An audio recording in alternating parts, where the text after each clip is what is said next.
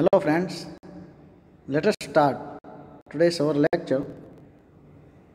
Subject Thermal Engineering 1, Unit number 2, Boiler, Mountings and Accessories. Today's our topic is Horizontal Fire Tube Boilers. Lancashire boiler and Cornish boiler are horizontal fire tube boilers. So let us see one by one.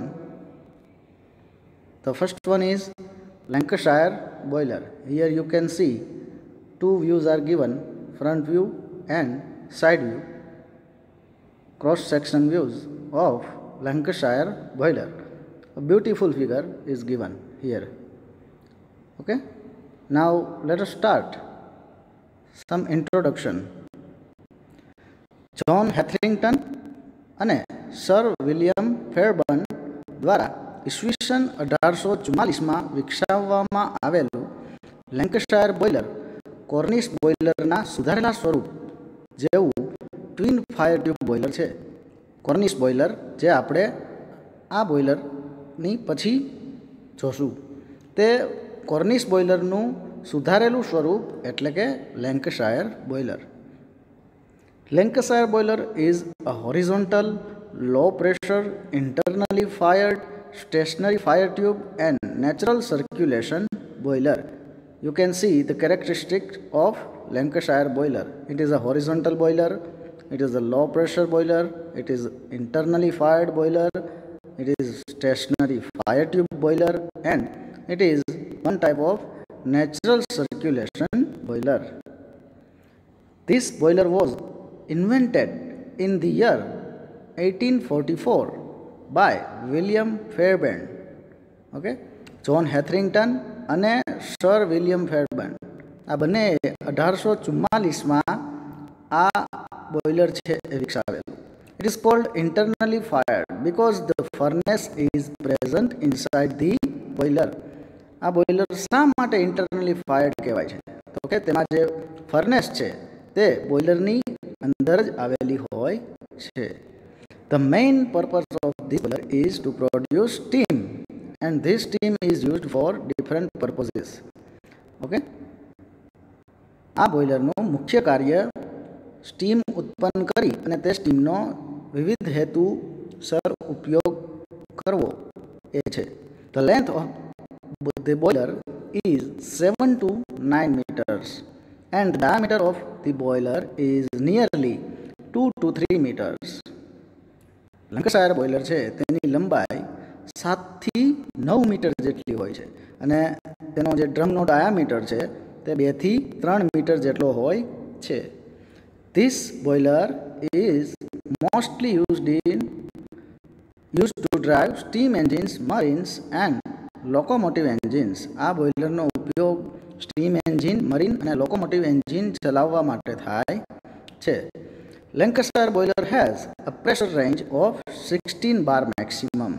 Lancashire બોઇલરમાં તમે સ્ટીમનું pressure maximum 16 બાર જેટલું જ મેળવી શકો છો. Its steam production rate, steam generation rate is 9000 kg per hour. Okay, આનો steam generation rate છે ખૂબ જ ઊંચો હોય છે, 9000 kg પર અવર. પર કલાકે 9000 kg જેટલી સ્ટીમ છે જનરેટ કરી અને પ્રોવાઈડ કરી શકે છે. Its efficiency is from 50% to 70% depending upon the type of fuel used. Okay, આની એફિશિયન્સી છે લેન્કશાયર બોઇલરની એ 50%થી 70% જેટલી હોય છે અને તેનો આધાર, આ એફિશિયન્સીનો આધાર કયા પ્રકારનું ફ્યુલ વપરાય છે તેના પર હોય છે. You can see a beautiful three-dimensional figure of Lancashire boiler. You can see two fire tubes are there and fire doors you can see in the front side. Okay, boiler drum, the fire bricks construction, a beautiful figure is given here. Now let us see some construction of Lancashire boiler. Lancashire boiler consists of a horizontal cylindrical cell filled with water. લેન્કશાયર બોઇલરનું જે cylindrical cell છે એ horizontal હોય છે કે જે પાણીથી ભરેલું હોય છે. This boiler has two large fire tubes that are surrounded by water. આ બોઇલરમાં બે ફાયર ટ્યુબ્સ આવેલી હોય છે કે જે પાણીથી ઘેરાયેલી હોય છે. The cylindrical cell is placed inside a brick wall, creates several channels for the flow of hot flue gases. Cylindrical cell છે એ બ્રિક વોલની વચ્ચે રાખવામાં આવેલ હોય છે અને જે હોટ ફ્લુ ગેસીસના પાસ થવા માટે જુદી જુદી ચેનલ્સ બનાવે છે. The fire tubes are slightly conical towards its rear end, okay, to increase the velocity of hot flue gases. જે ફાયર ટ્યુબ્સ એમાં આવેલી હોય છે તે સ્લાઇટલી કોનિકલ હોય છે રિયર એન્ડ પાછળના છેડા તરફ. અને શા માટે તે પાછળના છેડા તરફ થોડી નાની હોય છે અથવા તો કોનિકલ ટાઈપ હોય છે? તો કે જે હોટ ફ્લુ ગેસીસ છે તે ઊંચા વેગથી પસાર થઈ શકે તે માટે. There are dampers at the end of each side. There are dampers at the end of each side. Okay, જે એન્ડ છે ત્યાં ડેમ્પર બંને છેડાઓ ઉપર લગાવવામાં કનેક્ટેડ હોય છે. Okay, The feed check valve is used to feed water uniformly to the boiler cell. Boiler સેલમાં feed water દાખલ કરવા માટે ફીડ ચેક વાલ્વ વપરાય છે. An anti-priming pipe separates the water from steam which is present at top of the boiler. એક anti priming pipe જે બોઇલરના ઉપરના ભાગમાં આવેલો હોય છે તે સ્ટીમમાંથી વોટરને દૂર કરે છે અથવા તો સ્ટીમ અને વોટર બંનેને અલગ કરે છે. A manhole is provided at the top and the bottom of the cell to allow a man to enter the boiler and clean it. Manhole છે એ બોઇલર સેલના ઉપર તથા નીચેના ભાગમાં પ્રોવાઈડ કરેલું હોય છે કે જેના કારણે વ્યક્તિ છે એ મેન છે એ બોઇલરની અંદર દાખલ થઈ શકે અને સફાઈ કરી શકે. A blow off valve is provided to remove the mud that has settled down. જે નીચે જમા થયેલો ઘન કચરો છે તેને બહાર નિકાળવા માટે બ્લો ઓફ વાલ્વ છે એ પ્રોવાઈડ કરવામાં આવેલો હોય છે. જે બોઇલર સેલના જે વોટર ફિલ્ડ થયેલું છે તેમાં નીચેના ભાગમાં જોડવામાં આવે છે. It is also used to empty and clean the boiler. Shutdown દરમિયાન બોઇલરને સંપૂર્ણપણે ખાલી કરવા માટે પણ આ બ્લો ઓફ વાલ્વ છે એ યુઝ થાય છે પૂરેપૂરું બોઇલરને ખાલી કરવા માટે. તો હવે આપણે જોઈએ working of Lancashire boiler. Lancashire બોઇલરની કાર્યપદ્ધતિ. At first, water is fed uniformly to the boiler cell using the feed pump. Feed પંપની મદદથી સૌ પ્રથમ ફીડ પંપની મદદથી બોઇલર સેલમાં એક સરખી રીતે પાણી ભરવામાં આવે છે. Before entering into the boiler, the water is preheated using the economizer which gets heat from the flue gases. ઇકોનોમાઇઝર છે એક બોઇલર એસેસરીઝ છે કે જે બોઇલરનું પરફોર્મન્સ અથવા તો એફિશિયન્સી છે તે ઇમ્પ્રૂવ કરવા માટે વપરાય છે. અને તેનું ફંક્શન શું છે? તો કે તેનું ફંક્શન છે એ બોઇલરમાં ફીડ ચેક વાલ્વ મારફતે દાખલ થતું જે પાણી છે તે પાણીને ફ્લુ ગેસીસ સાથે વેસ્ટ જતી જે હીટ છે તેની મદદથી ફ્લુ ગેસીસ સાથે વેસ્ટ જતી જે હીટ છે તેની મદદથી એ પાણીને ગરમ કરી અને પછી ત્યારબાદ છે એ પાણી બોઇલર સેલની અંદર ફીડ ચેક વાલ્વ મારફતે દાખલ થાય છે. એટલે કે પાણી છે એ થોડું ઓલરેડી હીટેડ થઈ ગરમ થઈ અને બોઇલર સેલની અંદર દાખલ થાય છે. After that, solid fuel is entered from the fire door and burnt on the grate which is present at the starting if each fire tube. અહીંયા તમે જોઈ શકો છો આ પાછળના ભાગમાં જુદા જુદા વ્યૂ દર્શાવેલા છે લેન્કશાયર બોઇલરના. Front view, this is side view and this is sectional top view. Okay, અહીંયા તમે ફ્રન્ટ વ્યૂમાં જોઈ શકો છો તમને એક જ ફાયર ટ્યુબ દેખાશે, પરંતુ એકચ્યુઅલમાં બે ફાયર ટ્યુબ છે જે તમે ટોપ વ્યૂમાં જોઈ શકો છો. એ બંને ફાયર ટ્યુબની પાછળના ભાગમાં અહીંયા ગ્રેટ આવેલું હશે કે જ્યાં ફર્નેસ ડોર મારફતે અહીંયાથી ફ્યુલ છે એ એન્ટર થશે, દાખલ કરવામાં આવશે અને ત્યાં બળતણનું દહન થશે ટ્યુબની પાછળના ભાગમાં અહીંયા. Okay,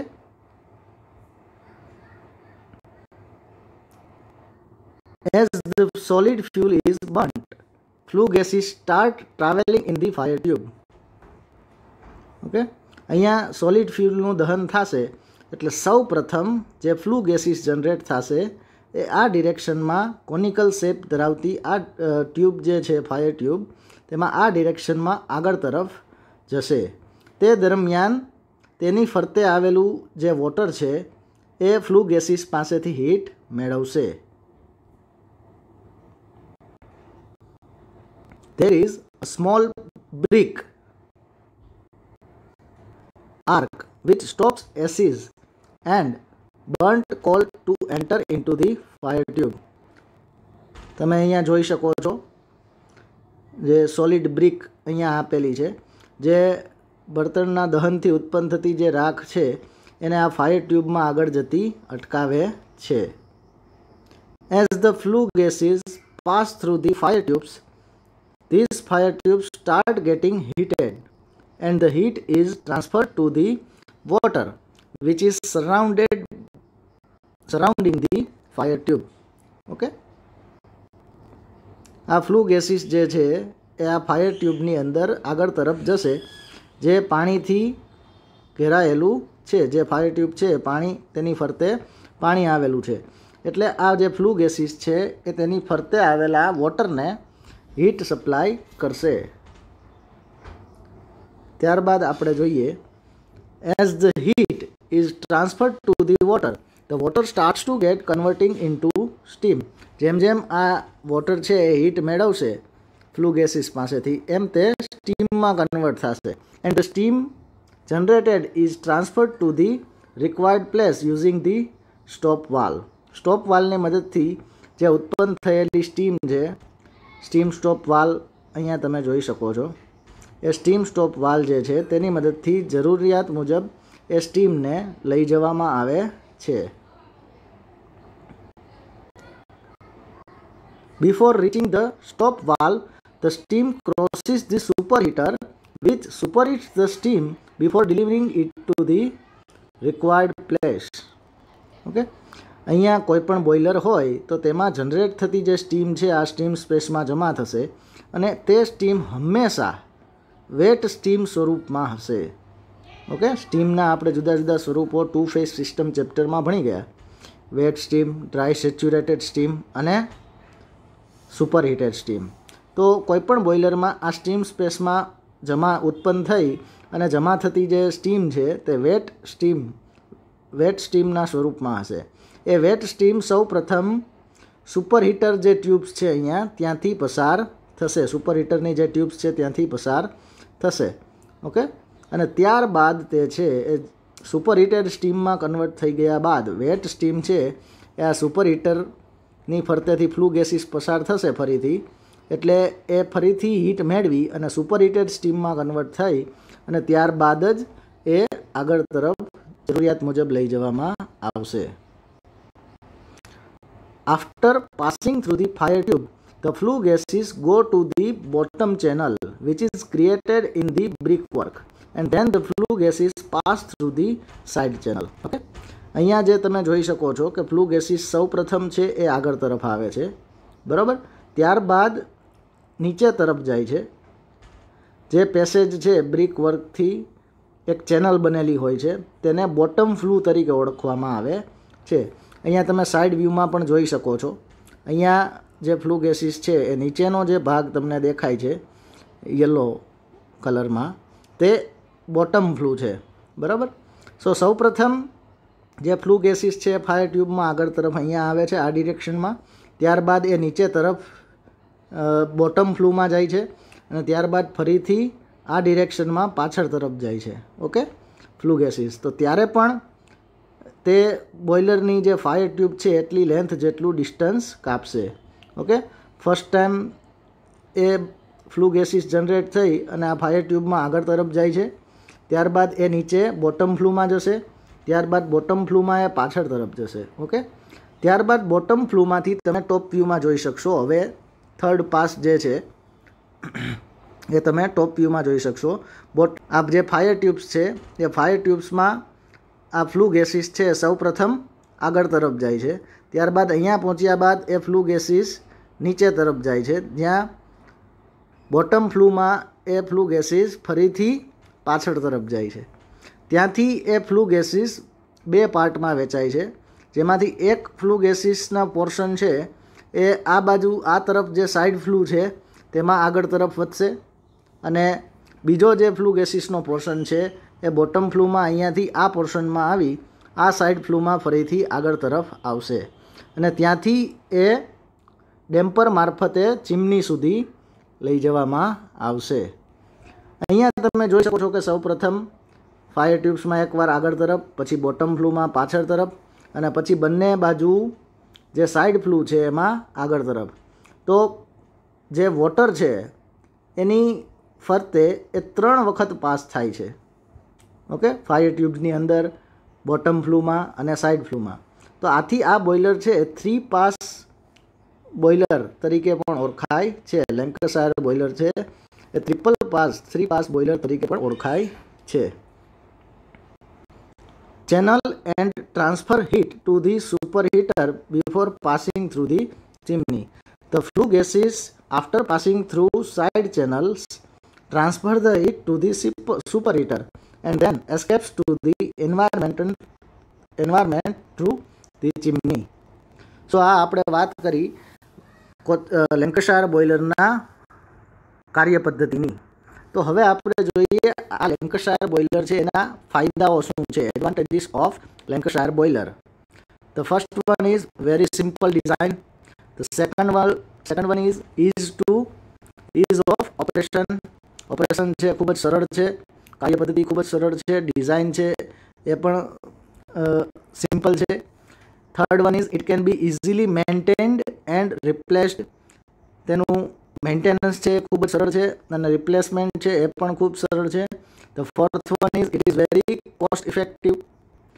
now let us see some disadvantages of Lancashire boiler.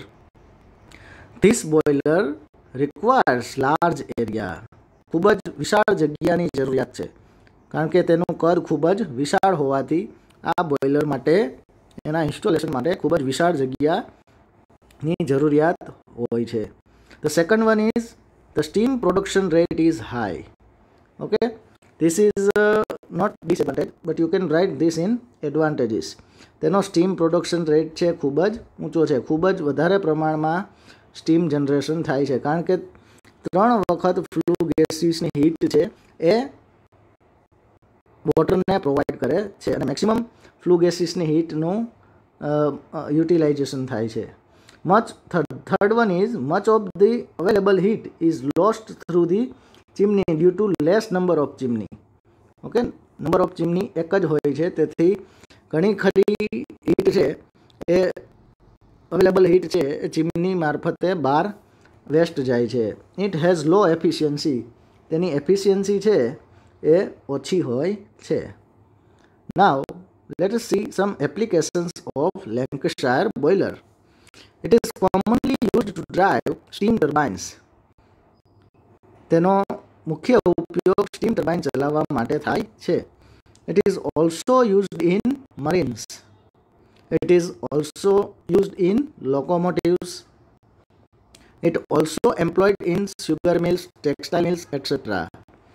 So these are the application of Lancashire boiler. Now let us start the second horizontal fire tube boiler is a cornice boiler. You can see different views are given here: front view, side view and the top view. Okay, so લેન્કશાયર બોઇલરની જેમ આ બોઇલરનું કાર્ય પદ્ધતિ પણ કંઈક એના જેવી જ છે. આપણે લેન્કશાયર બોઇલર ભણતી વખતે જોઈ ગયા કે લેન્કશાયર બોઇલર છે એ કોર્નિશ બોઇલરનું એક અપડેટેડ વર્ઝન છે. તેમાં સુધારી કરી અને નવું બનાવવામાં આવેલું એક version. Okay, so introduction of Cornish boiler. Cornish boiler is a horizontal fire tube boiler which has an internal fire tube. Okay, Cornish boiler છે એક horizontal fire tube boiler છે કે જેમાં એક fire tube આવેલી હોય છે.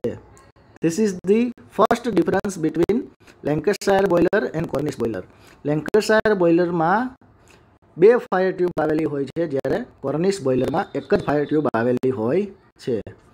Cornish boiler was first time fabricated in the year 1812 by Richard Trevithick. Okay, first time 1812 માં રિચાર્ડ ટ્રેવિથિક જે છે તેણે આનું ફેબ્રિકેશન કરેલું. Cornish boiler has a long horizontal cylindrical cell. તેનો જે સિલિન્ડ્રિકલ સેલ છે એ હોરિઝોન્ટલ અને ખૂબ જ લાંબો હોય છે. This boiler has only one fire tube running from front to rear. તેમાં એક જ fire tube હોય છે. This fire tube is not concentrically fixed inside the cell. તે પણ એક કોનિકલ શેપ ધરાવતી લેન્કશાયર બોઇલરમાં જે ફાયર ટ્યુબ છે તેની જેમ જ કોનિકલ શેપ ધરાવતી હોય છે. This fire tube is offset from the center. એટલે કે એક્ઝેક્ટ સેન્ટરમાં હોતી નથી. બોઇલર સેલની અંદર આ ફાયર ટ્યુબ એક્ઝેક્ટ સેન્ટરમાં હોતી નથી. This fire tube is offset from the center because the cell is never fully filled with water. Some space of the upper part of cell is left for steam and the fire tube is placed in such a way that it almost in the middle of the water filled area. Okay, જે boiler cell છે તે પૂરેપૂરું વોટરથી ભરેલું હોતું નથી. ઉપર steam generate થઈ અને જમા થઈ શકે તે માટે જગ્યા રાખેલી હોય છે. તો આ જે પાણી ભરેલો જે પાર્ટ હોય, અહીંયા તમે જોઈ શકો છો કે જે આ પાણી ભરેલો પાર્ટ છે એ અહીંયા સુધી જ છે. વોટર ફિલ્ડ છે એ અહીંયા સુધી જ કરેલું છે. તો આ જે વોટર જેટલા પાર્ટમાં ફિલ થયેલું છે તેના એક્ઝેક્ટ વચ્ચેના ભાગમાં છે આ ફાયર ટ્યુબ છે એ રાખવામાં આવે છે. ઉપરનો ભાગ છે એ સ્ટીમ જમા થઈ શકે તેના માટે રાખવામાં આવે છે. અને જે વોટર જે પાર્ટમાં છે તેના એક્ઝેક્ટ વચ્ચેના ભાગમાં ફાયર ટ્યુબ આવે તે રીતે ફાયર ટ્યુબ ગોઠવવામાં આવે છે. Length of the cell in Cornish boiler varies from 4 to 7 meter. Cornish boiler ની લંબાઈ છે એ 4 થી 7 મીટર જેટલી હોય છે. And diameter of the cell varies from 1.25 to 1.75 meter. Diameter જે છે સેલનો એ પણ 1.25 થી 1.75 મીટર જેટલો હોય છે. You can see beautiful figure is given of Cornish boiler. Different three views are there. The working of Cornish boiler is as same as Lancashire boiler. Just one difference is there. Just one difference is there. We will see that during working. As at first the fuel start to burn inside the furnace and flue gas is generated. સૌ પ્રથમ ફર્નેસમાં great પર fuel પાથરવામાં આવે છે. Furnace door દ્વારા fuel દાખલ કરી અને furnace door છે અહીંયા હોય છે અને તે ગ્રેટ પર અહીંયા ફ્યુલ પાથરવામાં આવે અને ફ્લુ ગેસીસનું સૌ પ્રથમ અહીંયા ફર્નેસની અંદર શું કરવામાં આવે? દહન કરવામાં આવે. ફર્નેસ છે એ ફાયર ટ્યુબની અંદર પાછળના ભાગમાં અહીંયા આપેલી હોય છે. ઓકે, અને ત્યાં જ ગ્રેટ આવેલું હોય છે જ્યાં બળતણનું દહન થાય છે. Okay, this flue gases passes through the boiler internal fire tube. આ flue gases બોઇલરની જે અંદર આવેલી ફાયર ટ્યુબ છે તેમાંથી પસાર થાય છે. This fire tube is placed in the center of the water area of the boiler. We have already discussed about that. So the heat transfers from the flue gases inside the fire tube to the water. As the water is heated by the flue gases, steam is generated. Okay, સૌપ્રથમ આ flu gases છે આ fire ટ્યુબમાં generate થશે પાછળના ભાગમાં જ્યાં furnace આવેલી છે ત્યાંથી, અને એ આ ફાયર ટ્યુબની અંદર આગળ તરફ આવશે.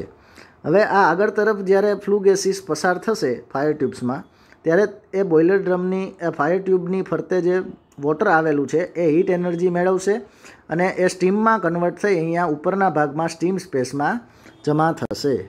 ઓકે, ત્યારબાદ આગળ આપણે જોઈએ તો the steam generated by heating water using the flue gas then goes through the priming pipe to the engine.